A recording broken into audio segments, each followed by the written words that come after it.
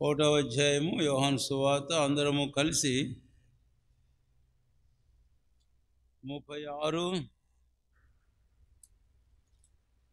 ఆ తర్వాత 20 వచనం చదువుకుందాం. బిగ్గరగా తేటగా అందరము కలిసి చదువుకుందాం. 35, 36. మరునాడు మరలా యోహానును అతని శిష్యులతో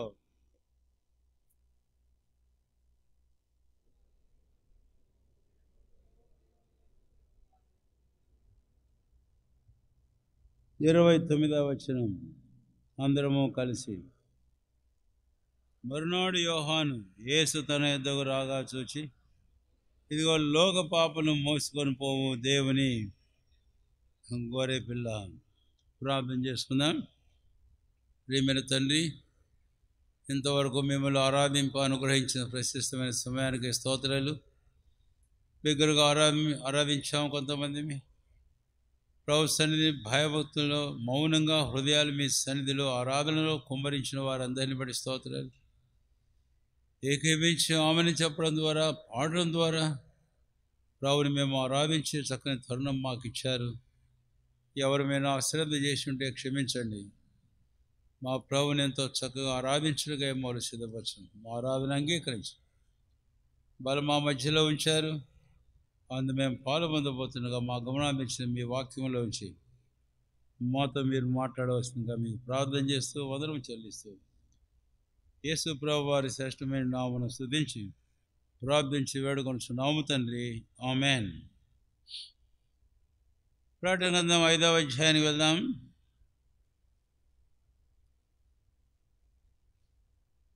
ఈ విషయాలను రాసినటువంటి సువార్తికుడు యోహాను సువార్త అని మనం ఎరుగుదాం. తర్వాత ప్రత్యక్షత వెళ్ళేవాడుగా తాను కూడా ఇదే చూచాడు అపొస్తలుడైన యోహాను. 5వ అధ్యాయము ప్రకటన గ్రంథం 6వ వచనం అందరము కలిసి చదువుకుందాం. మరియు సింహాసనమునకును ఆ 4 జీవులకును పెద్దలకును మధ్యను వధింపబడినటువంటి నా గొర్రెపిల్ల నిలిచి ఉండుట చూచితిని. ఆ గొర్రెపిల్లకు 7 కొమ్ములను 7 కన్నులను ఉండెను. ఆ కన్నులు భూమి అందంతరికి పంపబడిన దేవుని 7 ఆత్మలు. అక్కడ మనం చూచిన యోహాను ఒకటి కాదు. అక్కడ మనం చూచిన యోహాను బాప్తిస్మమిచ్చు యోహాను. ఆయనకు మరొక పేరు కూడా ఉంది, ఫోర్ రన్నర్, యేసయ్య కంటే ముందుగా వచ్చిన వాడిని కూడా ఆయనకు. సరే, ఇక్కడ మనం ప్రకటన గ్రంథం 5వ అధ్యాయము చదివిన 6వ వచనంలో ఈ యోహాను వేరే. ఆ బాప్తిస్మమిచ్చు యోహాను చెప్పిన సంగతులని రాసినటువంటి యోహాను సువార్తికుడు, అపొస్తలుడు. ప్రకటన గ్రంథం 5వ అధ్యాయంలో ఆ యోహాను మనం చూస్తే ఆయన అనుభవం లాగానే బాప్తిస్మమిచ్చు యోహాను యొక్క అనుభవం వల్లనే యోహాను కూడా ఆ గొర్రె పిల్లను చూచే ప్రత్యక్షత అనుకును కలిగింది. ఇది ఇంకా అద్భుతమైనటువంటి ప్రత్యక్షత. 5వ అధ్యాయము 6వ వచనం. సింహాసనమునకును ఆ జీవుల మధ్య పెద్దలకును మధ్యను వధింపబడినట్లుండిన గొర్రె పిల్ల నేను చూచితిని. గొర్రె పిల్ల చూచితిని అంటే ఒక పదం మిస్ చేశాను. కాబట్టి ఇప్పుడు యోహాను అంటాడు, నేను చూచాను ఆ గొర్రె పిల్లను అని. కనుక I to beheld this lamb, the lamb of God. అయితే ఇప్పుడు యోహాను ఎలాగా చూచాడు అనేది ఇక్కడ నేను మళ్ళీ ఆ యోహాను దగ్గరికి పోనుగా, ఇక్కడనే మన ధ్యానం అంతా కేంద్రీకరిస్తాం. 5వ అధ్యాయం 6వ వచనంలో ఇప్పుడు యోహాను శిష్యుడు, అపొస్తలుడైన యోహాను ఎలాగా చూచాడనే విషయాన్ని ఇప్పుడు మనం ధ్యానం చేసుకోబోతాం. అలాగూ మనము కూడా ఆ గొర్రె పిల్లను చూడవలసిన వారంగా ఉన్నాం. ప్రార్థన చేసుకుందాం. ప్రభుని అడుగుదాం. ప్రభువా, ఆ రోజు ఆ బాప్తిస్మం ఇచ్చే యోహాను, ఆ తర్వాత నీ దాసుడు అపొస్తలుడైన యోహాను నిన్ను ఎలాగా చూచారో గొర్రెపిల్లను, నేను కూడా అలాగ నిన్ను చూడాలని ఆశ కలిగి ఉన్నాను. కాబట్టి నాకు కనపరుచుకో, నాకు బయలుపరుచుకో. అలాగ నేను చూచే కన్నులు నాకు దయచేయి. నా కన్నులు తెరువమని ప్రభువును మనం అడుగుదాం. ఇప్పుడు ఇక్కడ కూడా ఒక 5 తలంపులు నేను మీకు జ్ఞాపం చేయాలని కోరుతున్నాను. గమనించండి. 5 కానీ 6 కానీ. 6వ వచనం మొట్టమొదటి తలంపుగా ఈ యోహాను ఎలాగా చూచాడంట, వధింపబడినట్టుండిన గొర్రెపిల్ల నిలిచి ఉండుట చూచితిని అన్నాడు. వధింపబడినట్టుండిన గొర్రెపిల్ల అని. నేను మళ్ళీ తప్పనిసరి అవుతుంది ఒక వచనానికి అక్కడ పోతాం, కానీ తెలుగు బైబిల్లో తర్వాత ఇంగ్లీష్ బైబిల్ నుండి ఒక పదం నేను ముఖ్యంగా జ్ఞాపం చేయాలని కోరుతున్నాను. యోహాను సువార్త 1వ అధ్యాయము 29వ వచనం చూడండి, మీ బైబిల్ త్రిప్పి. ఇదిగో లోక పాపములను మోసుకొని పోవుచున్న దేవుని గొర్రెపిల్ల. అక్కడ పాపములను మోసుకొని పోవచ్చున్న దేవుని గొర్రెపిల్ల అన్నాడు. ఒకటి కాదనం మంచిదే. అయితే తర్వాత ఇంగ్లీష్ బైబిల్లో ఆ మాట ఇలాగా రాశాడు. ఏమని రాశాడండి? Who taketh away the sin of the world. ఇక్కడ టేకెత్ అంటే పాపమును తీసివేసిన గొర్రెపిల్ల. కాబట్టి పాపము తీసివేయుచున్న గొర్రెపిల్ల. అది దయచేసి గమనించండి. ఇవన్నీ ఎందుకు నేను క్షుణ్ణంగా ఇలాగా వివరించి చెప్పాల్సి వస్తుందంటే, అందులో ఊరికినే వ్రాయలే ఈ పదాలన్నీ. ఒక మాట జ్ఞాపం చేస్తున్నాను. బైబిల్లో ఒక పొల్లు కానీ, ఫుల్ స్టాప్ కానీ, ఒక సున్నా కానీ, ఒక అక్షరం కానీ, ఒక పదం కానీ ఊరికనే వ్రాయబడలే, ఉద్దేశంతో వ్రాయబడింది. కాబట్టి ఆ తలంపు మనసులో ఉంచుకొని బైబిల్ చదవాలి మనం. మొదటిగా బాప్తిస్మం ఇచ్చే యోహానేమో పాపములను మోసుకొని పోవచ్చున్న దేవుని గొర్రెపిల్ల. అదే బాప్తిస్మం ఇచ్చే యోహానేమో రెండవదిగా ఇంగ్లీష్ బైబిల్లో భాషాంతరం చూస్తే పాపములను తీసివేయుచున్న దేవుని గొర్రెపిల్ల, తీసుకొని పోవచ్చున్న దేవుని గొర్రెపిల్ల. సరే, ఇప్పుడు ఈ యోహాను ఎలాగ రాశాడు అని అంటే, వధింపబడినట్లుండిన గొర్రెపిల్ల. కాబట్టి ఇప్పుడు ప్రాముఖ్యమైన మాట జ్ఞాపం చేస్తున్నాను. ఈ మొదటి తలంపులో 2గా జ్ఞాపం చేస్తాను. ఒకటి, మోసుకొని పోయిన దేవుని గొర్రెపిల్ల అని అన్నప్పుడు మన పాపములన్నీ ఆయన మీద మోపబడ్డాయి. యెషయా 53వ అధ్యాయంలో మనకు తెలుసు 6-7 వచనాల్లో, యెహోవా మన అందరి దోషములను ఆయన మీద మోపాడట. ఆ సందర్భంలోనే గొర్రెపిల్ల అని ఇందాక 53వ అధ్యాయం 7వ వచనంలో మనం జ్ఞాపం చేసుకుంటూ వచ్చాం. సరే, కాబట్టి 2 కొరింథీ 5:21 ప్రకారం మన పాపములు ఆయన మీద పడ్డాయి అన్నప్పుడు దానికంటే ముందు అపొస్తలుడు చక్కని మాట రాశాడు. ఏమని? 5వ అధ్యాయం 19వ వచనం. తీయండి మీరు బైబిల్, నా వైపు చూస్తున్నారే. ఏమనగా, దేవుడు వారి అపరాధములను వారి మీద, వినండి అయ్యా జాగ్రత్తగా చూడండి బైబిల్, దేవుడు వారి అపరాధములను వారి మీద మోపగా. అపరాధులు ఎవరండి? ఆజ్ఞ అతిక్రమించిన వారు మనం, అతిక్రమస్తులు మనం, అపరాధులం మనం, పాపులం మనం. అయితే దేవుడు, ఇప్పుడు ఇక్కడ ఆరంభిస్తాను, దేవుడు ఈ లోకం మానవాళి యొక్క పాపములను, అపరాధములను వారి మీద మోపడం లేదు.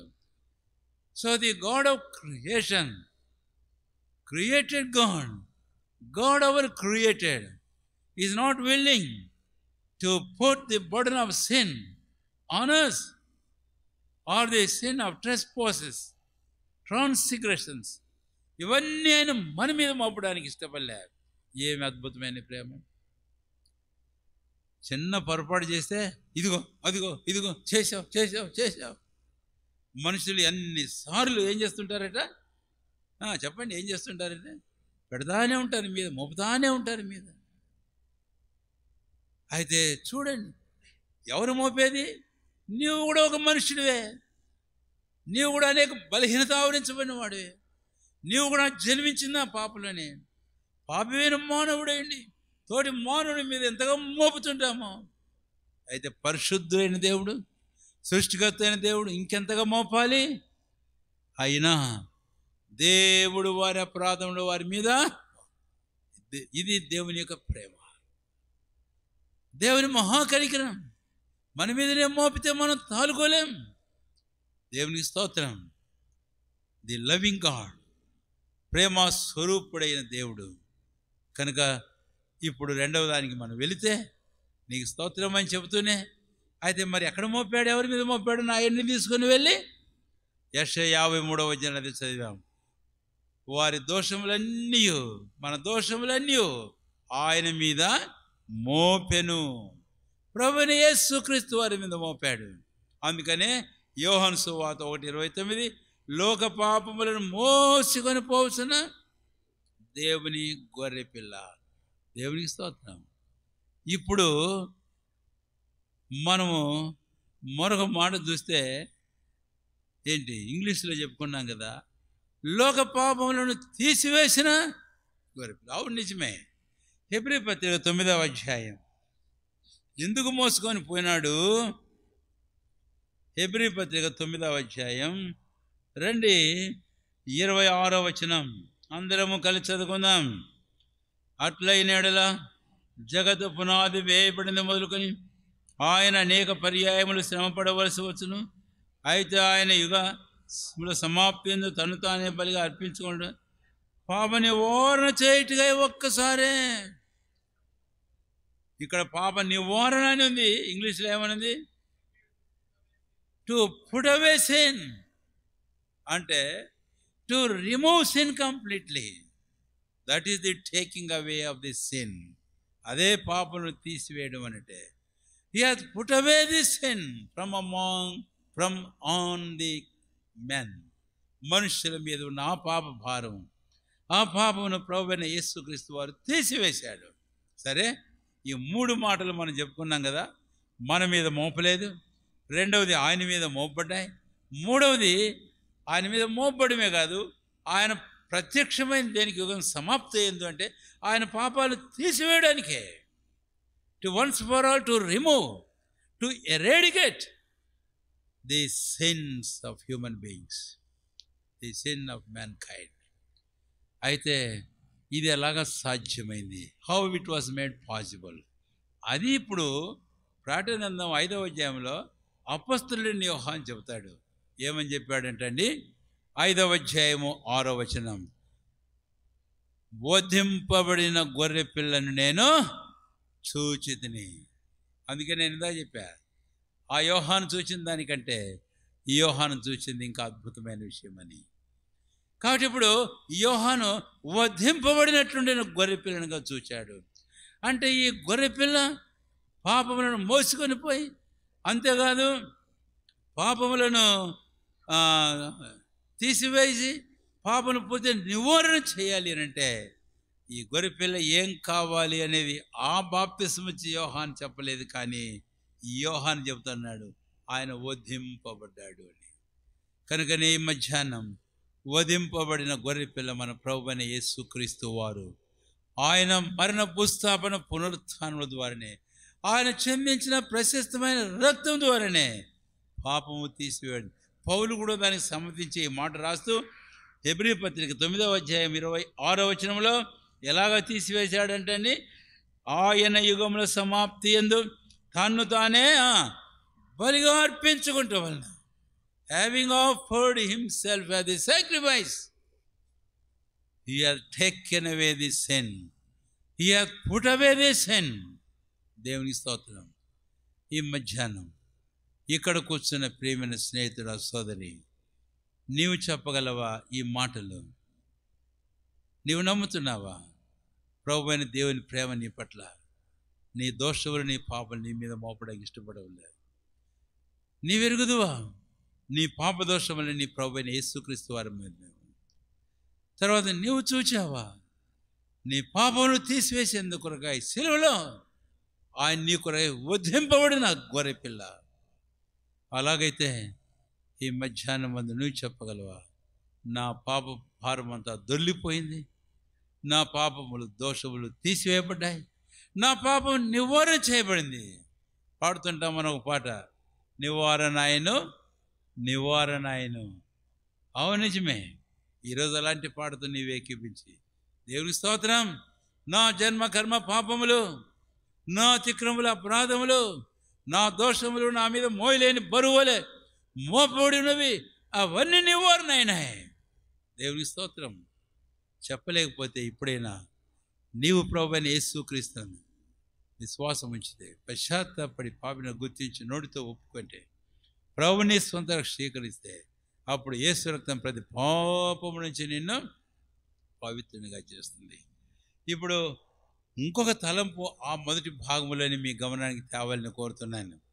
ఆ 1వ భాగంలోని ఇంకో తలంపు ఏమిటి? ఆ తలంపు అని అంటే ఆ ఇంగ్లీష్లో వాడినటువంటి ఆ పదం యోహాను సువార్త 1వ అధ్యాయం కానీ 29వ వచనంలో, హెబ్రీ పత్రిక 11వ అధ్యాయంలో 26వ వచనం కానీ వాడిన ఈ ఆ పదాన్ని నేను జ్ఞాపం చేస్తున్నాను.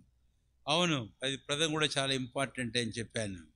ఏంటి అని అంటే ఆ పదము పాపములను తీసివేసిన గొర్రెపిల్ల.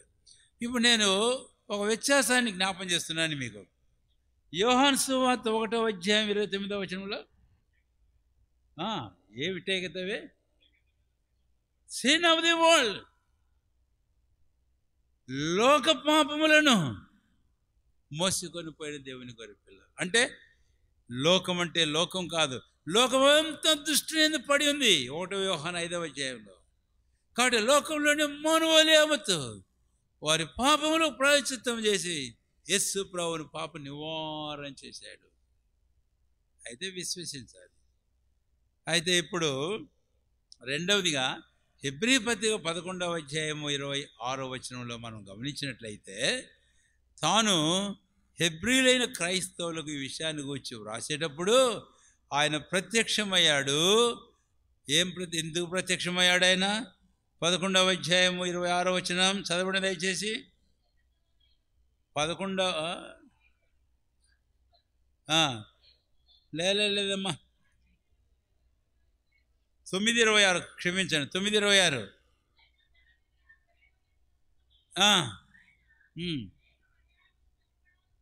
వచ్చును.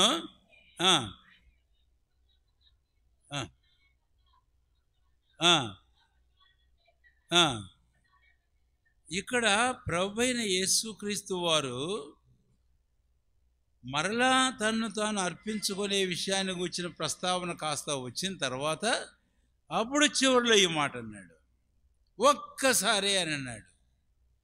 అంటే ఏంటి అని తలంపు నాకు అనిపించింది ఏంటంటే, ఈ సందర్భం క్రీస్తు యేసునందు విశ్వాసం ఉంచిన దేవుని ప్రజలకు వర్తించేదిగా మాట్లాడుతూ ఉన్నట్లు ఉంది. కాదనం, అది కూడా యోహాను చెప్పింది లోక పాపలు మోసుకొని పోయిన దేవుని గొర్రెపిల్ల. అయితే ఈరోజు పౌలు మాటలు ఇంకా అనేకమైన మాటలు రక్షించబడిన విశ్వాసులైన మన జీవితాల్లో ఆయన మన పాపలన్నీ తీసివేశాడు. He has rolled away the reproach of Egypt, rolled away the burden of sin for our lifes. అవును. అయితే ఒకవేళ ప్రభువైన యేసుక్రీస్తు వారు ఇలాగ ఆయన తీసివేసినప్పుడు మన జీవితాలలో, when he wanted to take away the sin, are you willing that Christ should take away your sin, or are you trying to withhold your sin?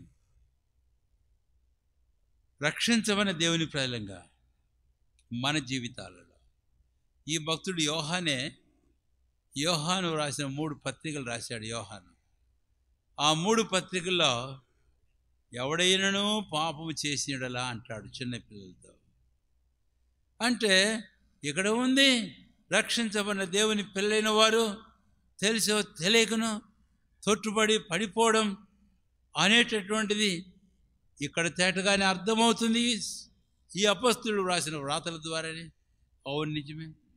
అయితే అలాంటప్పుడు ప్రభువైన యేసుక్రీస్తు వారికి అర్పణం ఆ పాపను తీసివేసేందుకు, ఆ పాపమును మరి నివారణ చేసేందుకైతే నువ్వు ఎక్కడైతే పడ్డావో, ఎక్కడైతే అపవిత్రపరచబడ్డావో, ఎక్కడ ఇంకా ఏ సులువుగా చిక్కులు పెట్టి పాపం ఏదైనా నీకు అర్థమవుతుందో, are you trying to hold it on or to let Christ to take it away? నీవు దాన్ని ఇంకా పట్టుకోవాలని ఇష్టపడుతూనే ఉన్నావా? లేకపోతే ప్రభువైన క్రీస్తు ప్రభు నువ్వు దీన్ని తీసివేయమని చెబుతున్నావా? చాలాసార్లు ప్రభు తీసివేయాలని ఆయన ఉద్దేశించేది మనం పట్టుకోవాలనే చూస్తుంటాం. ఇక్కడ కూర్చున్న రక్షించబడిన దేవుని ప్రజలారా, ఒకసారి మన జీవితాలు పరీక్షించుకున్నాం. ప్రభు తీసివేసేందుకొరకై తను తానే అర్పణగా బలిగా అర్పించుకుంటే ఇంకా నీ జీవితంలో, హృదయంలో, నీ అలవాట్లలో, నీ ఆచారాల్లో ఉంచుకునే దాని కొరకై నీవు పట్టుకొని ఉన్న ప్రభు దృష్టికి అయిష్టమైనది, నీ జీవితంలో దేవుని వాక్య సమ్మతం కానిది, ఇంకా ఏది ప్రభుకు ఆయన ఆత్మకు విరోధమైంది నీవు పట్టుకోవడానికి ఇష్టపడుతున్నావు. ఈ మధ్యాహ్నం ఒప్పుకొని దాన్ని కూడా విడిచిపెడతావా? విడిచిపెడితే ప్రభు దాన్ని తీసివేస్తాడు. లేకపోతే నువ్వు పట్టుకొని ఉంటావు, అది నీ మీదనే ఉంటుంది. పాపమును పట్టుకోవడం అనేటటువంటిది ఏమిటో కాదు. నేను ఒక మాట వాడుతున్నాను, that is nothing but the catching of the fire coal. అదేమిటో కాదు. ఇక్కడ కూర్చున్న ప్రతి రక్షించమని దేవుని బిడ్డకు ప్రేమతో జ్ఞాపం చేస్తున్నాను. ప్రభు తీసివేయాలని కోరుతున్నా ఏ కానిదేనో నీ జీవితంలో నీవు ఇంకా దాన్ని పట్టుకొని ఉంటే నువ్వు పట్టుకున్నది ఏంటో కాదు, అది నువ్వు నిప్పును చేత్తో పట్టుకుంటున్నావు, అది నిన్ను కాల్చి వేస్తుంది. అందుకనే పెద్దలు ఒక సామెత చెప్పారు, ఏమని? చేతులు కాలేక ఆకులు పట్టుకుంటే ప్రయోజనం ఏమిటి అన్నారు. చేతులు కాలనీకో, ఇంకెంతకాలం నువ్వు పట్టుకుంటావు? నీకు తెలుసు అది సరిని కాదు, నీకు తెలుసు అది తప్పు, నీకు తెలుసు అది ప్రభుకి ఇష్టమైంది కాదు, ఆయనకు అంగీకారమైంది కాదు. నీవు ఎరుగుదువు. యవనస్తులు, ఏ వయసులో ఉన్నవాళ్ళు, ఫ్యామిలీస్, హస్బెండ్ అండ్ వైఫ్, నీవు ఎరుగుదు. కాబట్టి మధ్యాహ్నం పశ్చాత్తాపడి, ప్రభువా నీ అర్పణం బలి ఇది తీసివేయడానికే, to take away the sin, to put away the sin, but there is some sin which I am still holding. క్షమించు నన్ను, ఒప్పుకో, ప్రభు క్షమిస్తాడు. ఆయన దగ్గర కృప ఉంది, ఆయన దగ్గర క్షమాపణ ఉంది, ఆయన దగ్గర సంపూర్ణమైన విమోచనము ఉంది. కాబట్టి ఒప్పుకొని మనం విడిచిపెడదాం. సామెతలు 28వ అధ్యాయం 13వ వచనం. సామెతలు 28వ అధ్యాయం 13వ వచనం. అతిక్రమములను దాచిపెట్టువాడు వర్ధిల్లడు, వాటిని ఒప్పుకొని విడిచిపెట్టువాడు కనికరము పొందును. ఇప్పుడు 2వ తలంపుకు వెళ్ళిపోతున్నాం. రండి, మరొక మాట ఇక్కడ మనం చూస్తాం. ప్రకటన గ్రంథం 5వ అధ్యాయం. ప్రకటన గ్రంథం 5వ అధ్యాయం. ఒకవేళ కొన్ని తలంపులు నేను దాటేస్తాను త్వరగా. ప్రకటన గ్రంథం 5వ అధ్యాయం రండి, 6వ వచనం. మరియు సింహాసనమునకును ఆ 4 జీవులకును పెద్దలకును మధ్యను వధింపబడి ఉండిన గొర్రెపిల్ల నిలిచియుండుట చూచితిని. I beheld the lamb which was stood. కాబట్టి మొదటిదేమో స్లెయిన్, రెండవదేమో స్టాండింగ్ ఆర్ స్టూడ్. వధింపబడిన గొర్రెపిల్ల మొదటిది, రెండవది నిలిచి ఉన్న గొర్రెపిల్ల. నిలబడమే ఏం చూపిస్తుంది అని అంటే ఇది మన ప్రభు అయిన యేసుక్రీస్తు వారి యొక్క పునరుత్థానాన్ని చూపిస్తుంది. వినండి, ఏదైనా ఒక జంతువును మనం వధిస్తే అది కింద పడిపోతుంది. మన ప్రభు నిజమే, అందుకనే వధింపబడిన గొర్రెపిల్ల కాబట్టే ఆ తర్వాత శిలువ మీద నుంచి ఆయన దింపి ఏం చేశారట చెప్పరే? ఏం చేశారంటే అంటే చెప్పరేందండి, సమాధి చేశారు. అబ్బా, అది కూడా దింపి ఏం చేశారంటే సమాధి చేశారు. చెప్పండి, ఏమి ఇంకేం చేసుకున్నారు? ఇంట్లో తీసి పెట్టుకున్నారా? మట్టిలో పెట్టారు. ఇందాక చదివాం కదా రోమాపత్రిక 10వ అధ్యాయము 6-7 వచనాలు. ఏమని? మృతులలో నుంచి ఆయన తిరిగి తెచ్చుడుకు అగాధములోనికి ఎవడు దిగాడని. కనుక ఆయన దిగిపోయాడు, సమాధి చేయబడ్డాడు. అయితే ఇప్పుడు మరలా ఏమైనాడు? ఆయన తిరిగి లేచాడు. ప్రకటన 1:18, నేను మొదటి వాడును కడపటి వాడును జీవించేవాడును, మృతుడనైతిని కానీ ఇదిగో యుగయుగములు సజీవుడను. సరే, ఇక్కడ ఒక తలంపు మాత్రమే నేను మీకు జ్ఞాపం చేయాలి. సరే, 2 తలంపులు చెప్తాను. యోహాను చాలా భయభీతులతో ఉన్నాడు. ప్రకటన గ్రంథం 1వ అధ్యాయంలో ఈ మాట చెప్పినప్పుడు, తర్వాత ఆయన ఆ పద్మావతి ద్వీపంలో ఒక స్వరూప దర్శనాన్ని చూశాడు. యోహానే, బాబు ఈ శిష్యుడి అపొస్తలుడైన యోహాను. అప్పుడు ప్రభు ఆయనతో భయపడకు అని ఆయనతో చెప్పాడంట. అంటే యోహాను తన తోటి శిష్యులు వారికి ఏం సంభవించిందో, సంఘాలు, చిన్న ఆశయాలు, ఎండు సంఘాలు పరిస్థితులు ఎలాగున్నాయి కాబట్టి పరిస్థితులన్నీ తన హృదయంలో భయమును ఆందోళనను కలజేసిగా మనం చూస్తాం. ఒకవైపేమో తోటి అపొస్తలులు సేవకులు వధించబడ్డారు, చంపబడ్డారు, రంపాలతో కోయబడ్డారు. అయితే ప్రభు ఒక మాట చెబుతున్నాడు యోహాను తోటి, నేను మృతున్నైతిని కానీ ఇది యుగములో. కాబట్టి ఎవరైతే మృతులైనారో అలాంటి వారందరూ ఏమవుతారు? సజీవులు. యోహాను సువార్త 14వ అధ్యాయం 19వ వచనం, నేను జీవించుచున్నాను గనక మీరును జీవింతురు. యోహాను భయపడకు, డెత్ ఈజ్ టెంపరరీ, మరణం తాత్కాలికమైంది. నువ్వు తోటి వారిని 9 వధించబడ్డారు, వారిని గురించి అధైర్యపడకు. నేను చనిపోయి సమాచారం తిరిగి లేచా, నేను జీవం, వారు జీవిస్తారు అని ఒక ప్రోత్సాహపరుస్తూనే రెండో వైపు ఇంకో మాట చెబుతున్నాడు, భయపడకు, ఇదిగో నేనున్నాను. మన ప్రభువైన యేసుక్రీస్తు వారు జీవించుచున్నాడు. కాబట్టి పునరుత్థానం అనేది ఆయన జీవించుచున్నాడన్న సంగతి మనకు జ్ఞాపకము చేస్తుంది.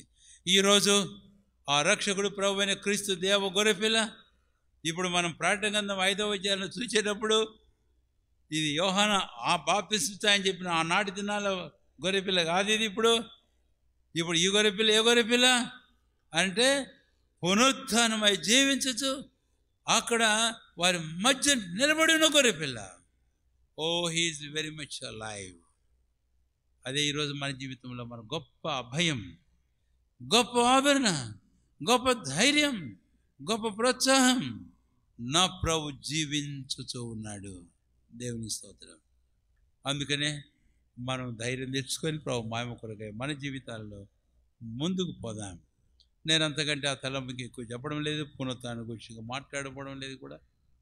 కనుక నీ జీవితంలో వెళ్ళే పరిస్థితులన్నింటిలో కూడా ఒక సంగతి గుర్తుంచుకోవాలి, నేను నమ్మిన ప్రభు, నేను ఆరాధించి సేవించుతున్న ప్రభు మృతుడు కాడు.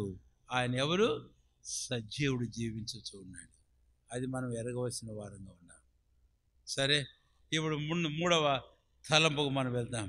ప్రకటన గ్రంథం 5వ అధ్యాయం, దయచేసి రండి, 6వ వచనం. 5వ అధ్యాయము 6వ వచనం.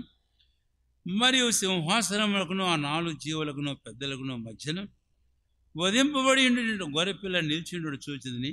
ఆ గొర్రెపిల్లకు 7 కన్నులును, అంతేనా? 7 కన్నులేను, కొమ్ముల 7 కొమ్ములును, చాలంతే. ఈ గొర్రెపిల్ల ఒక వింతైన గొర్రెపిల్లగా కనపడుతూ ఉన్నట్లుంది కదా అండి. గొర్రెపిల్లకు ఉంటే కొమ్ములు ఎన్ని ఉంటాయి? 2 ఉంటాయి. బైబిల్లో మనం గొర్రెపిల్లను చూస్తాం, ఆ గొర్రెపిల్లకు 2 కొమ్ములు ఉన్నాయి. ఆ గొర్రెపిల్లను గురించి ఒక మాట చూపిస్తాను తర్వాత సంగతి. ఇప్పుడే చూపి ఈ తలంపులో వస్తుంది అది. ఆ గొర్రె ఆ పొట్టేలు ఏమిటి అనంటే దానియేలు గ్రంథంలో మనకు ఉంది. రండి దయచేసి దానియేలు గ్రంథం 8వ అధ్యాయం. దానియేలు గ్రంథం 8వ అధ్యాయం. అంటే మళ్ళీ ఇది ప్రభు అనుకుండేది, మీరు ఇది కాదు. అది 2 కొమ్ములు కూర్చి చెప్పాలని ఇక్కడ తెస్తున్నాను మిమ్మల్ని. దానియేలు గ్రంథం 8వ అధ్యాయం 4వ వచనం. ఆ పొట్టేలు కొమ్ముతో పశ్చిమముగా ఉత్తరముగా దక్షిణముగా పొడుచుండుట చూచిదిని. ఇట్లు జరగగా దాన్ని ఎదిరించుటకైను అది పట్టు లేక 3వ వచనం చివరిలో ఒక పొట్టేలు ఆ నది ప్రక్కన నిలిచిండును, దానికి 2 కొమ్ములు ఉన్నాయి అంతే. ఆ కొమ్ములు ఎత్తైన కొమ్ములు అని. కాబట్టి ఇప్పుడు మామూలుగా లోకంలో మనం ఏ గొర్రె పిల్లని చూసినా పొట్టేలు చూసి ఎన్ని కొమ్ములు చూసింటారు మీరు? ఒకవేళ కళ్ళలో ఏమైనా చూసింటారేమో కొన్నిసార్లు. ఎన్ని కొమ్ములు కాదు, చూడకండి కళ్ళల్లో. పొట్టేలుకు ఉండేది 2 కొమ్ములు. అయితే ఇక్కడ ఈ గొర్రె పిల్ల ప్రభువైన యేసుక్రీస్తు దేవుని గొర్రె పిల్లకు ఎన్ని కొమ్ములు ఉన్నాయట? 7 కొమ్ములు ఉన్నాయి అని. 7 కొమ్ములు. అసలు ఇప్పుడు ఏంటి కొమ్ములు ఏం చూపిస్తుంది? ఇక్కడే మళ్ళీ దానియేలు గ్రంథంలోంచి పోదాం రండి. దానియేలు గ్రంథం 8వ అధ్యాయం. 8వ అధ్యాయము దానియేలు గ్రంథం. కొమ్ము ఏమి చూపిస్తుంది అనేది ఇక్కడ మనం ముందు అర్థం చేసుకోవాలి. 8వ అధ్యాయము 4వ వచనం చివరి భాగం చదువుతున్నాను, గమనించండి. ఏ జంతువునకును శక్తి లేకపోయిను అది తనకిష్టమైనట్టుగా జరిగించుచు బలము చూపుచూ వచ్చెను. ఏంటండి బలము చూపు అంటే? ఎక్కడ చూపుతుంది? దేంతో చూపుతుంది బలం? కాళ్ళతోనా? చెప్పండి. లేదు, కొమ్ములతో. ఆ 2 కొమ్ములతో ఏం చేస్తుందంట? ఇటు పొడుస్తుంది, అటు పొడుస్తుంది, ఇటు పొడుస్తుంది. కాబట్టి కొమ్ము బలమును చూపిస్తూ ఉంది. అయితే ఇంకొక జంతువు వచ్చింది, అది మేకపోతంట.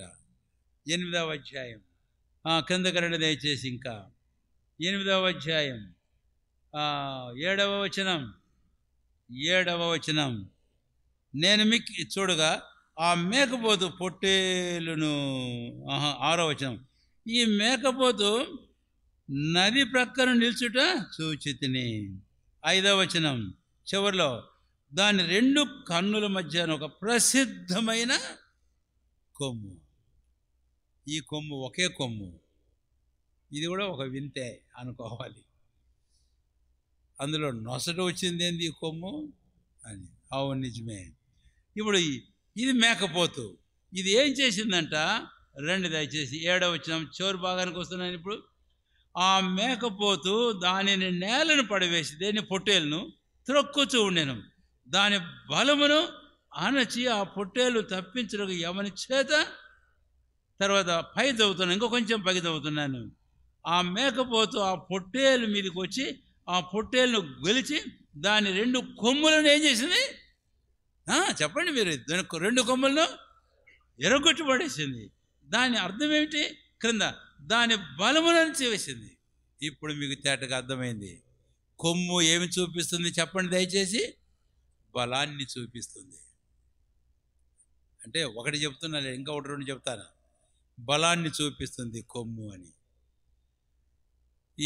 సరే, నేను ఈ 2 జంతువులు జ్ఞాపం చేశాను. కాబట్టి పొట్టేలు ఏంటంటే మాది పారసీకుల రాజ్యాన్ని చూపిస్తుంది. 2 కొమ్ములు మాదీలు పారసీకులు.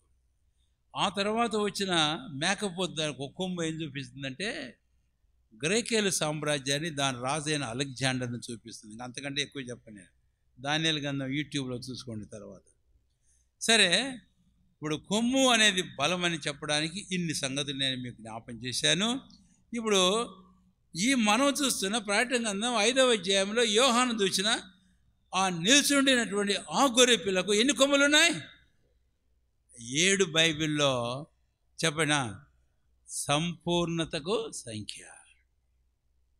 అందుకనే ప్రభువైన దేవుడు పాత నిబంధనలు అన్నాడు, క్రొత్త నిబంధనలు అన్నాడు. ఏమని? ఆదికాండం 17వ అధ్యాయం 1వ వచనంలో దేవుడు అబ్రహామును ప్రత్యక్షమై, అబ్రహమా, నేను సర్వశక్తి గల ఐ యామ్ గాడ్ ఆల్మైటీ అన్నాడు. క్రొత్త నిబంధనకు మనకన్నా వచ్చినట్లయితే కనుక శ్రీమంతుడు, సర్వాధిపతియు, సర్వాధికారియు. కాబట్టి గాడ్ ఓమ్నిపాటెంట్ అంటే సర్వశక్తిమంతుడు, బలవంతుడు. కాబట్టి మన ప్రభువైన యేసుక్రీస్తు వారు ఎలాంటి వాడంటాడు? ఎలాంటి వాడంటే he is the perfection of all strength and power. సమస్త బలము, శక్తి యొక్క సంపూర్ణత ఆయనే. ఆయన సాటి అయిన బలవంతుడు, శక్తివంతుడు లేడు. ఆయన బలం అసమానమైంది, ఆయన శక్తి అసమానమైంది. నేను ఒక సందర్భం మీకు జ్ఞాపం చేస్తాను, మీరేం తీయద్దు. ఇప్పుడు ఏంటి అనంటే ఈ ఇర్మియా గ్రంథంలోను ప్రసంగిలోను మనం చూస్తాం మాట, మీరేం తీయద్దు. ఏంటంటే ఆ మాట, వారి విమోచకుడు వారికంటే బలవంతుడు. ఎవరికంటే?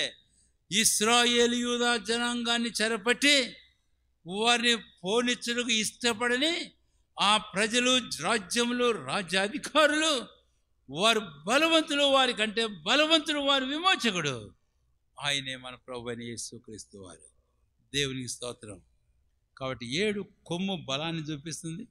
7 కొమ్ములు ఆయన సంపూర్ణమైన, పరిపూర్ణమైన శక్తి, బలమును మనకు చూపిస్తూ ఉంది అని. సరే, ఇప్పుడు హన్నా దగ్గరికి వెళ్దాం. 1వ సమూయేలు గ్రంథానికి వెళ్దాం. 1వ సమూయేలు గ్రంథం. నేను ఇప్పుడు బలం అనేది నీకు చెప్పినప్పుడు అక్కడ 3 పదాలు చెప్తాను, 3 తలంపులు. అందులో ఒకటి బలమే. 1వ సమూయేలు గ్రంథం 2, దయచేసి 1వ సమూయేలు గ్రంథం 2వ అధ్యాయం. 2వ అధ్యాయం. మనకు తెలుగులో ఆ మాట, ఆ పదం లేదు. అయితే ఇంగ్లీష్లో ఆ పదాన్ని మనము చూస్తాం. 2, దయచేసి 1వ వచనం అందరం కలిసి చదువుతాం బిగ్గరగా. మరియు హన్నా విజ్ఞాపన చేసి ఇలాగను, నా హృదయం యెహోవా యందు సంతోషించుతున్నది, యెహోవా యందు నాకు మహాబలము. చాలండి, అంతే. తర్వాత చదువుదాము. యెహోవా యందు నాకు మహాబలము కలిగిను అన్న చోట my horn is exalted in the lord. My horn, నా కొమ్ము, యెహోవా యందు నా కొమ్ము ఏమైందంటండి? హెచ్చించబడింది. దాని గురించి తెలుగులో భాషాంతరం చేసిన మహాబలము కలిగింది అని. అవును, హన్నా తను గూర్చి మనకు బాగానే తెలుసు. ఆమె ఎలాంటిదో మనకు తెలుసు. ఆమెను గూర్చి ఒక మాట చెబితే, ఆమెకు పిల్లలు లేరు. వైర్యకు పెని నాకు సంతానం ఉంది, ఈమెకు పిల్లలు లేరు, గొడ్రాలు అన్న సందర్భాన్ని నేను అబ్రాహాము శారాల దగ్గర తెచ్చి ఒక పదం మీకు చెప్పాలని కోరుతున్నాను. అబ్రాహాము శారాల దగ్గరికి వచ్చినప్పుడు రోమీయులు రాసిన పత్రిక 4వ అధ్యాయంలో వారు బలహీనులై ఉండి విశ్వాసం ద్వారా ఏమైనారట? బలవంతులైనారని 11వ అధ్యాయం హెబ్రీ పత్రికలో రాశాడు.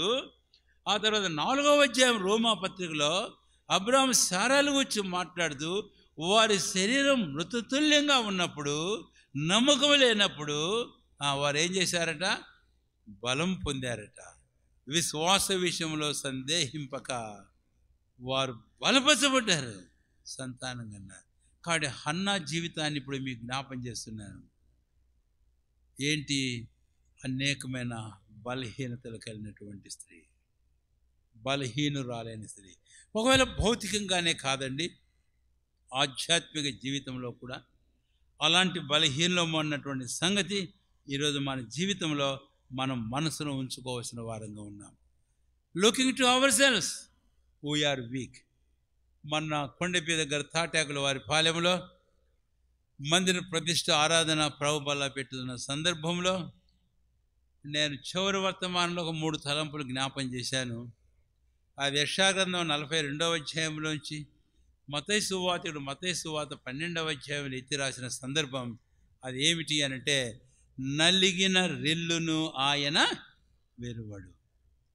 నలిగిన రెల్లును ఆయన వెరువడు. కాబట్టి రెల్లు అనేటటువంటి మాట మనము చూస్తాం.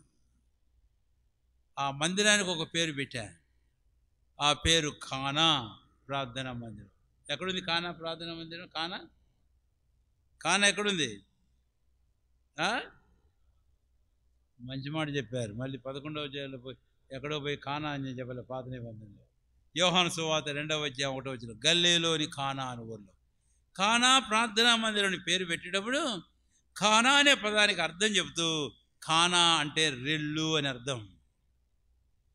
ఈరోజు రక్షించబడిన ప్రతి దేవుని బిడ్డ తన జీవితంలో తన వైపు తాను చూసుకున్నప్పుడు, తాను ఎంత వయసున్నా, రక్షించబడి ఎన్ని సంవత్సరాలైనా, ఎంత ఆత్మీయమైన పరిజ్ఞానం కలిగి ఉన్నా, అనేక అనుభవాలు గుండా వచ్చినప్పటికీ మనుషమ్మోత్తులంగా మన జీవితాల్లో అనేకమైన హద్దుబాట్లు బలహీనతలకెళ్ళిన నలిగిన రెల్లు వంటి వారమే.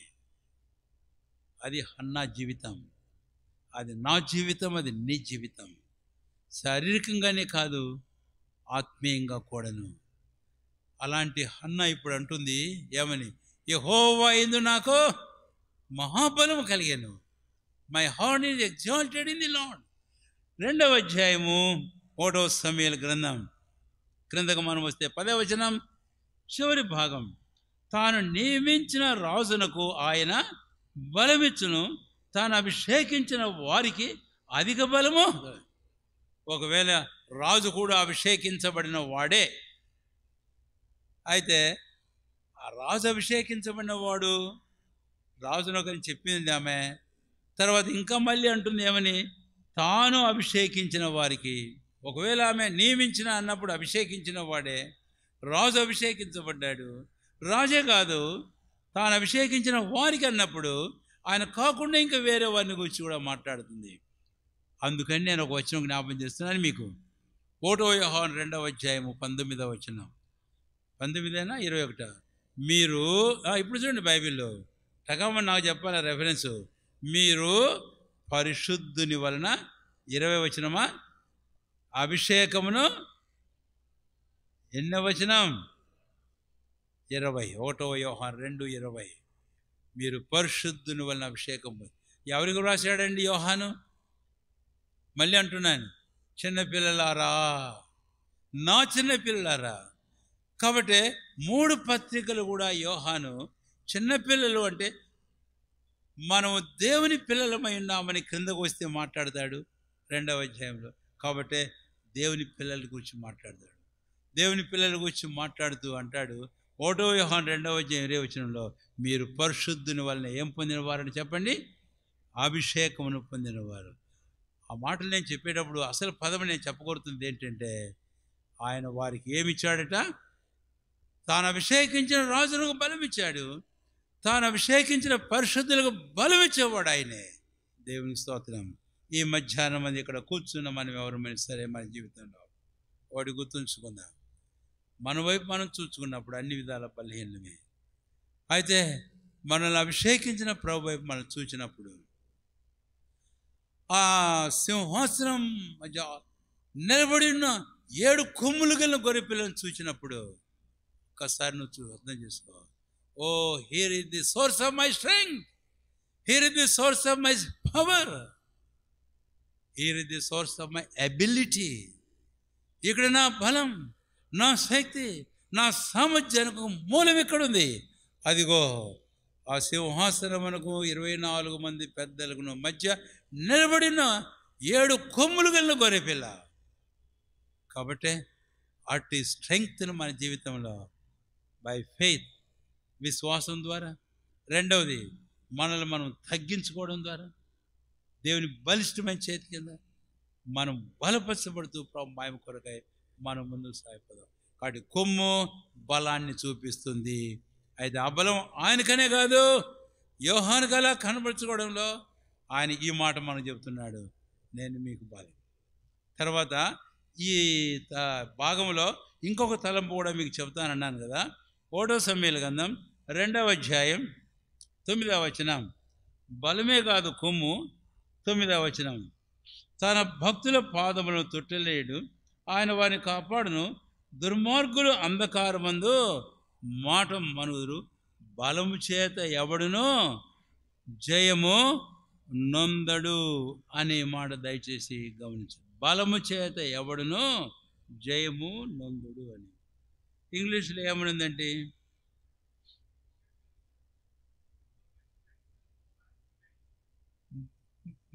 For by strength no man prevail. ఇక్కడ for by strength no man prevail అని అన్నప్పుడు మళ్ళీ 2వ అధ్యాయం 1వ వచనం వాళ్ళకి మొత్తం 1 సమూయేలు 2:1 హన్నా విజ్ఞాపన చేసి ఇలాగను, నా హృదయం యెహోవాయందు సంతోషించింది. ఇందాక నేను చెప్పాను కదా, మళ్ళీ వస్తామని. యెహోవాయందు నాకు మహాబలం కలిగిను, నీ వల్ల రక్షణను బట్టి సంతోషించుతున్నాను. నా విరోధుల మీద నేను ఏం చేస్తానట. ఇప్పుడు మిమ్మల్ని అడిగితే ఏం చేస్తారో కానీ టైం పాస్ అని అయిపోతుంది. నేను ముగించారు కానీ నేనే చెప్పేస్తాను. కొమ్ము 2వదిగా విజయాన్ని చూపిస్తుంది, విజయం. So horn signifies the victory. రక్షించమని దేవుని బిడ్డలారా, అదిగో చూడు ఆ 7 కొమ్ములు కలిగిన గొర్రెపిల్ల. ఏ గొర్రెపిల్ల అది? The lamb which has become victorious. ఆ విజయవంతుడైన గొర్రెపిల్ల. అవును, ఆయన పాపమును జయించాడు, ఆయన మరణమును జయించాడు, ఆయన మరణం యొక్క బలం గల అపవాదిని సింహజేసి జయించేశాడు. ఆయన విజయశాలి అయిన ప్రభువైన. కాబట్టి 7 కొమ్ములు ఆయన అల్టిమేట్ పర్ఫెక్ట్ విక్టరీని మనకు జ్ఞాపకం చేస్తున్నాయి. చెట్ల చివరి సంపూర్ణమైన విజయాన్ని మనకు జ్ఞాపకం చేస్తున్నాయి శత్రువు మీద. కాబట్టి 2వది హన్న అంటుంది, ఆమె ఏమన్నది, నా శత్రువుల మీద నేను ఏం చేస్తానంట అతిశయింతులు అనే మాట ఏముందండి 1 సమూయేలు 2వ అధ్యాయము. అదే విరోధుల మీద. ఇంగ్లీష్ బైబిల్ ఏముందండి 1వ వచనం చివరి భాగంలో, నా విరోధుల మీద నేను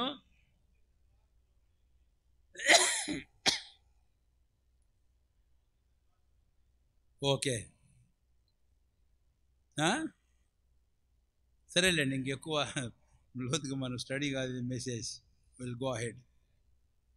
మౌత్ ఈజ్ ఎన్లార్జ్డ్ అన్నా కూడా 127వ కీర్తన 1వ చివరి వచనానికి వస్తే, వారు తమ విరోధులతో గుమ్మముల యందు ఏం చేస్తారట, ఓదిస్తారు. అదేనమాట మై మౌత్ ఈజ్ ఎన్లార్జ్డ్.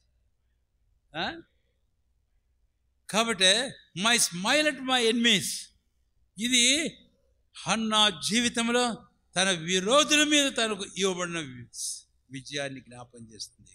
రక్షించబడిన ప్రోబిడలారా, ఈరోజు మన క్రైస్తవ జీవితంలో అటు విజయం అనేది మనకెంతో ప్రాముఖ్యమైనదిగా ఉంది అనే సంగతిని మనం మనసులో ఉంచుకోవాల్సిన వారంగా ఉన్నాం. కాబట్టి ఇదే ఆ భాగంలో 2వ తలంపుగా నేను మీకు జ్ఞాపకం చేస్తున్నాను. ఆ విజయానికి ప్రభు మలిపించాడు. కాబట్టి ఆ 7 కొమ్ములు ఆయన విజయాన్ని చూపిస్తుంటే, ఆయన విశ్వాసం ఇచ్చిన మన జీవితాల్లో మనల్ని విజయోత్సవంతో ఊరేగించేవాడు. 2వ కొరింథీ 2వ అధ్యాయం 14వ వచనం. ఆ తర్వాత మరొక మాట జ్ఞాపం చేస్తున్నాను, రోమిలు రాసిన పత్రిక 8వ అధ్యాయం చివరి, వీటన్నిటిలో మనం అత్యధికమైన we are more than conquerors. By whom? ఎవరి ద్వారా? అన్నిట్లో మనం అత్యధిక విజయవంతులం. ఆ సింహాసనంలో 24 పెద్దల మధ్య ఉన్న 7 కొమ్ములు కలిగి అత్యధికమైన విజయశాలైన ప్రభువైన యేసుక్రీస్తు ద్వారా మనమును అత్యధిక విజయవంతులం. కాబట్టి మన హద్దుబాటులో, బలహీనతలో, పతనాల్లో, అపజయాల్లో, ఓటమిలో ఏం చేయాలండి? నిరాశపడకు. అపజయము, ఓటమి అనేది రక్షించమైన క్రైస్తవ జీవితంలో కూడా నేను చెప్పాలనుకుంటే ఒక మాట, దట్స్ న్యాచురల్. అది సహజమైన విషయమే. ఇంగ్లీష్లో ఒక సామెత చెబుతుంటారు, failures are success for failers. Failures are stepping stones for success. Failures are stepping stones for success. Don't be discouraged. నీ జీవితంలో కాదనం, మనుషులమే. అపజయం, ఓటమి నీకు అర్థమవుతుంది, మనకు అర్థమవుతుంది. అయితే నిరాశపడకు, ధైర్యం తెచ్చుకో. ఇలాంటి బలహీనతలు, అపజయం, ఓటములు జీవితంలో ఇవి స్టెప్పింగ్ స్టోన్స్ నీకు విజయవంతమైన జీవితం కొరకాయి. కాబట్టి నీకున్నాడు 5వ అధ్యాయంలో 7 కొమ్ములు కలిగిన గొర్రెపిల్ల. ఆయన నీకు సంపూర్ణమైన విజయం అనుగ్రహించేవాడు. విశ్వాసంతో ఆయన విజయాన్ని అనుభవించుకో, ఆపాదించుకో. పౌలుతో మనము చెప్పగలుగుతాం, వీటన్నిటిలో నేను అత్యధికమైన విజయవంతును. మీ భాగంలో మరొక తలంపు కూడా నేను మీకు జ్ఞాపం చేయాలని నేను కోరుతున్నాను. ఇంగ్లీష్ బైబిల్లో చూడండి, 1 సమూయేలు గ్రంథం 2వ అధ్యాయము 9వ వచనం. 9వ వచనం చదవండి. ఒకవేళ చివరి భాగం అనుకుంటాను.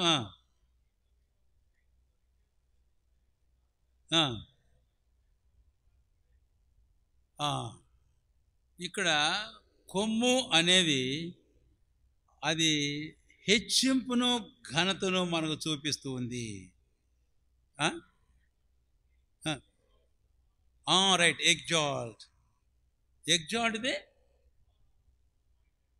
Exalt the horn of king then I noted. కాబట్టి ఇక్కడ హెచ్చింపును చూపిస్తుంది, లేకపోతే ఇంకా ఘనతను చూపిస్తుంది. నేను మరొక వచనం దావీదు జీవితంలో జ్ఞాపం చేస్తాను. 89వ కీర్తన 17వ వచనం. 89వ కీర్తన 17వ వచనం చదవండి. ఎవరైనా తీశారా?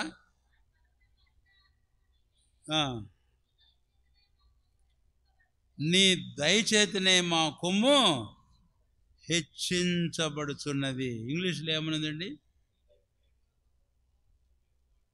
కాబట్టి ఇక్కడ నీ దయచేతనే మా కొమ్ము ఏమైందంట? హెచ్చింపబడుతున్నది.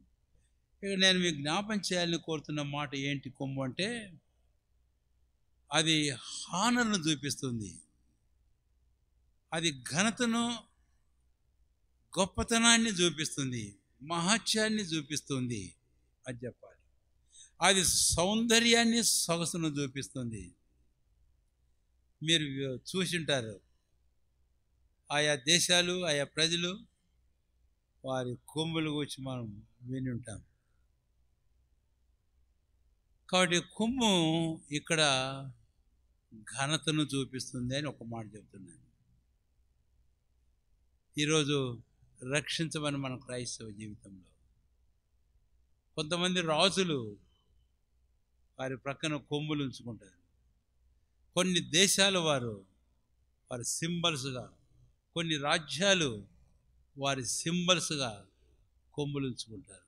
ఇందాక మనం చూసాం, మాది పారసీకుల రాజ్యం, గ్రేకేయుల రాజ్యం.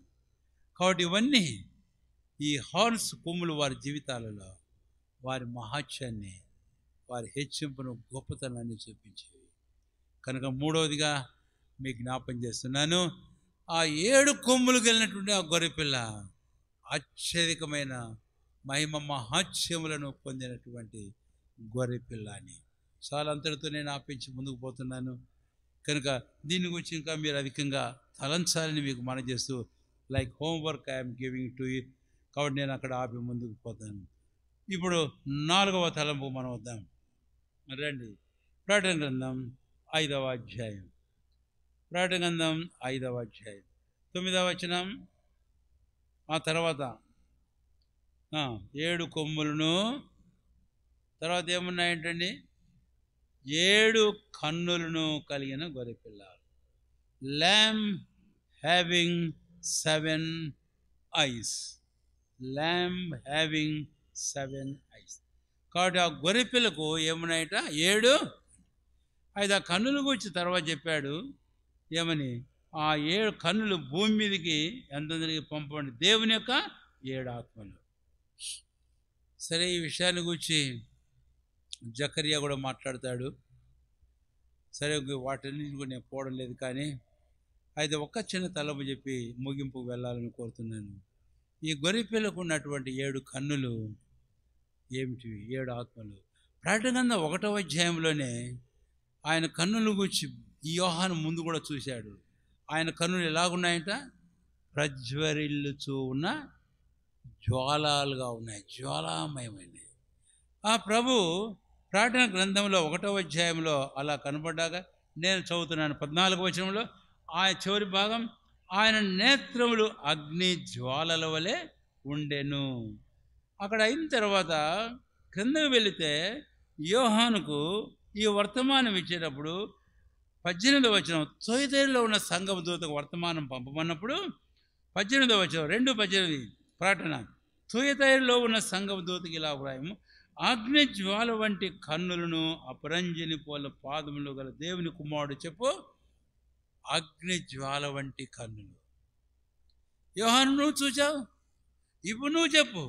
ఇక్కడేమో ఎన్ని కన్నులు చూశాడో యోహాను, ఆయన కన్నులు అని మాత్రం అన్నాడు ఇక్కడ, అంతేనండి, ఆయన నేత్రములని. కానీ 5వ అధ్యాయాన్ని వెళితే ఆయనకు 7 నేత్రాలు చూశాడు. ఈయనకు బాగా అర్థమై ఉంటుంది. 2 కన్నులే అగ్ని జ్వాలలాగా ఉంటే ఇంకా 7 కన్నులు ఇంకంత ప్రకాశమానంగా ఉన్నాయో. కాబట్టి కన్ను ఏం చూపిస్తుందో అనేది నేను మీకు జ్ఞాపం చేయాలని కోరుతున్నాను. I speaks of the omniscience of Christ. అంటే మన ప్రభు అయిన యేసుక్రీస్తు వారి సర్వ జ్ఞానాన్ని, విజ్ఞతను మనకు చూపిస్తుంది. అవును, కొలసీలు రాస్తూ 2వ అధ్యాయం 3వ వచనం పౌలు అంటాడు, బుద్ధి జ్ఞానముల సర్వ సంపదలు ఎక్కడున్నాయంట? ఆయనలో గుప్తములైన. 1 కొరింథీ 1వ అధ్యాయం అంటాడు, ఆయన దేవుని మూలంగా మనకు జ్ఞానము. కాబట్టి ఆయన జ్ఞానం సర్వసంపూర్ణత ఆయనలో ఉంది. ఆయన మనకేమైనాడంటే జ్ఞానం. కానీ నేను ఆ 2 తలంపులు పూర్తిగా విశదపరచలేను. కానీ అయితే ముందు ఆయన జ్ఞానాన్ని గురించి నేను మాట్లాడాలని ఒక ఆలోచన ఉంది. ఆయన కన్నులు జ్ఞానాన్ని చూపిస్తున్నప్పుడు ఆయన ఏం చేస్తున్నాడు? ఆ 7 నేత్రములతో చెప్పాడు. ఈ తొయితైర సంఘానికి వర్తమానం పంపించేప్పుడు యోహాను వాళ్ళకు చెప్పు, ఏం చెప్పు? నేను అగ్ని జ్వాల వంటి కన్నులను కలవాడును. అపరంజిని 2 మాటలు వాడాడు. కన్నులేమో అవి, పాదాలేమో అపరంజి. కన్నులేమో అగ్ని, పాదాలేమో అపరంజి. అపరంజి అని మనకు ఉండేటప్పుడు కొన్నిసార్లు బంగారం అనుకుంటాం, కానీ వాస్తవంగా ఈ పదం ఇత్తడిని చూపిస్తుంది. ఒక మాట చెబుతున్నాను త్వరగా, కొంచెం ఓపిక పట్టాల్సింది ఈరోజు నాతోటి. మీరు you have to bear with me. ఏంటి అనంటే, కన్నులు జ్ఞానాన్ని చూపిస్తున్నాయి అన్నప్పుడు ఆయన కన్నులు హాగరును చూచిన కన్నులు. మనం పాట పాడుతూ ఉంటాం, ఆయన కన్నులు యోబును తన కష్టాల్లో చూసిన కన్నులు. దాని గురించి నేను విస్తపరచబడం లేదు. నీ కష్టాలు, నీ బాధలు నిన్ను చూచుచున్న ప్రభు. ఆ రోజు హాగరు ఆ ఊటగా పేరు పెట్టింది, బెయేర్లహాయిరోయి, నన్ను చూచుచున్న సజీవుని నేను ఇక్కడ చూచాను. విశ్వాసి, 7 నేత్రములు నీ జీవితంలో అన్ని విషయాలు, నీ కష్టాలు, నీ బాధలు, నీ ఇబ్బందులు చూస్తున్న ప్రభునికి నన్నెవరు చూస్తున్నారు అన్ను అనుకోకు. నిన్ను చూచే కన్నులైగో 1 కాదు 7. సరే, అది అలా గుంచి ఇంకా ముందుకు వెళితే తొయితైర సంఘానికి ఆ సందర్భంలో మనం వెళితే, ఈ సీస్ ఆల్సో అవర్ ఫెయిల్యూర్స్, మన బలహీనతలు, మన పతనాలను, మన తప్పిదాలను ఆ ప్రభువైన యేసుక్రీస్తు వారు ఆయన చూచుచూ ఉన్నాడు. తర్వాత అంటాడు, నీ క్రియలు నాకు తెలుసు, నీ ప్రేమ నాకు తెలుసు, నీ విశ్వాసం నాకు తెలుసు, నీ సహనం నాకు తెలుసు, నీ క్రియలని బాగానే, నీ కడపడి క్రియలు మరి ఎక్కువైనాయి, అయినా నేను నీ మీద తప్పు ఒకటి మావు. ఏం తప్పు? తాను ప్రవక్తని చెప్పుకొని ఒక స్త్రీని నీలో ఉండనిచ్చాడు.